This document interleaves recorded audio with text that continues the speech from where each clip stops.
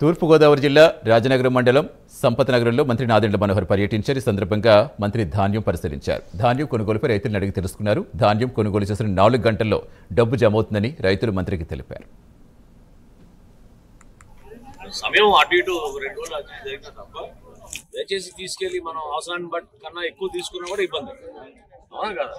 అదే చెప్తున్నా. ఇప్పుడు మనం ఎమ్మెల్యే గారిగా చెప్తున్నా 2 పంట ఉండదు మా ప్రాంతాల్లో అనేది. కానీ ఆల్రెడీ నిన్న సాయంత్రం మేము రివ్యూ చేసినప్పుడే మాకు యూరియా కొరత ఉంది, రైతులు అడుగుతున్నారు భావన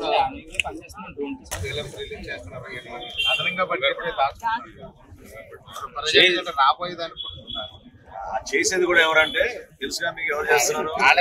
వాళ్ళే చేస్తున్నారు. వాళ్ళకేం ఖాళీ ఉన్నారు కదా, పని లేదు కాబట్టి దుష్ప్రచారాలు చేసుకుంటూ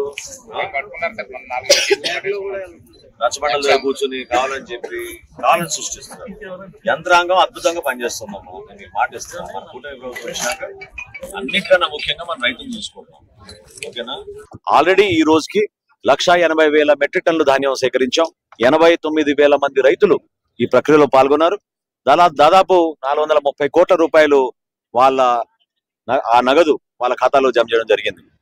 గోను సంచుల విషయంలో కానివ్వండి, ట్రాన్స్పోర్ట్ విషయంలో కానివ్వండి, లేదా రైతుకి ఎక్కడ కూడా తేమ శాతం విషయంలో అనుమానాలు రాకూడదనే ఉద్దేశంతో కొత్త యంత్రాలు వాడటమే కాకుండా సాంకేతిక పరిజ్ఞానంతో ప్రతి ఒక్కరిని కూడా మేము మా రైతు సహాయ కేంద్రంలో ఉన్న సిబ్బందిని ట్రైన్ చేసి గత 3 నెలల నుంచి ఈ కార్యక్రమాన్ని ప్రజల్లోకి తీసుకొచ్చాం.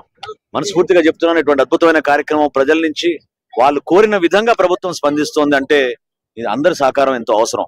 సో మన ఇక్కడ రాజనగరం నియోజకవర్గంలో గౌరవ శాసనసభ్యులు బలరామ కృష్ణ గారి నేతృత్వంలో ఈ రోజు జరిగిన ఈ కార్యక్రమంలో భాగంగా 1,25,000 మెట్రిక్ టన్నులు ఈ నియోజకవర్గంలో టార్గెట్ పెట్టుకున్నాం.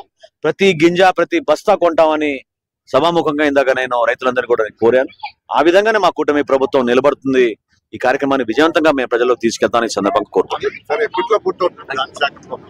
ధాన్యం సేకరణ జనరల్ గా సంక్రాంతి పండుగ వరకు ఉంటుందండి.